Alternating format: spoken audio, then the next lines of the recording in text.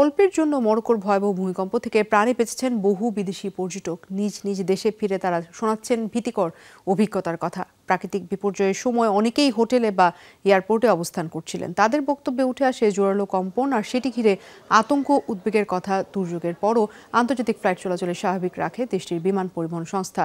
সে কারণে অনেকেই ফিরতে পেরেছেন ইউরোপের দেশগুলোয়। এই সহযোগিতার জন্য কৃতজ্ঞতা প্রকাশ করছেন পর্যটকরা।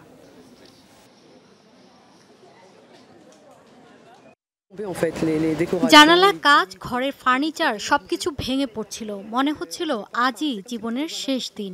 আতঙ্কে সবাই সূরা পড়ছিলেন। কোনো রকমে পাসপোর্ট আর ব্যাগ নিয়ে বের হই।